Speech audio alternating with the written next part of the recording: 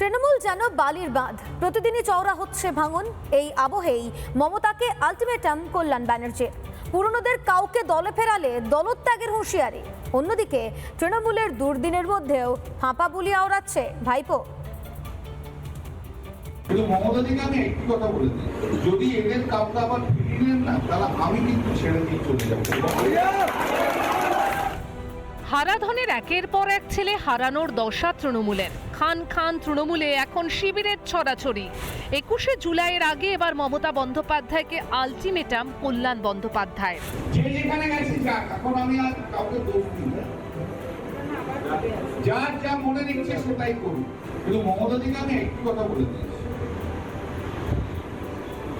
যদি এদের কাউকে আবার ফিরিয়ে নেন না, তাহলে আমি কিন্তু ছেড়ে দিয়ে চলে যাবো।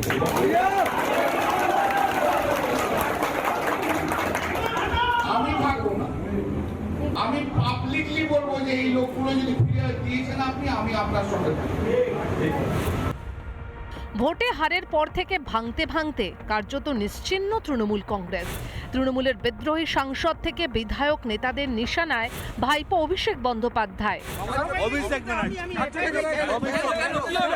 চারবার ফোন করেছিল ইলেকশন হারার পর, আলাম চোখে দেখো না কানে দেখো তুমি। অভিষেকের জন্য কেউ থাকবে না, কেউ থাকবে না। আর যাদের আমাকে নিয়ে সমস্যা তাদেরকে অনুরোধ করব যে মানুষ বোকা নয়। আজকে 18 তারিখ, আপনি 19 তারিখ আসুন, 20 তারিখ আসুন, 21 তারিখ আসুন, যবে আসার আসুন, আজকে চলে আসুন। আপনারা ফিরে আসুন, আমি 1 ঘন্টার মধ্যে ইস্তফা দিয়ে দিচ্ছি, কেউ আসবে না। তৃণমূলের এই খেও খেইকে আদৌ গুরুত্ব দিতে নারাজ শাসক দল বিজেপি। কল্যাণদা তৃণমূল সম্পর্কে ভালো বোঝেন, কিন্তু বিষয় হচ্ছে এই কল্যাণবাবু, অভিষেকবাবু এরা কি বললো না বললো এতে আর কারো কিছু যায় আসে না, কারণ তৃণমূল আর কোনোদিন ক্ষমতায় আসবে না, এটা নিশ্চিন্তে থাকতে বলবো ওদের।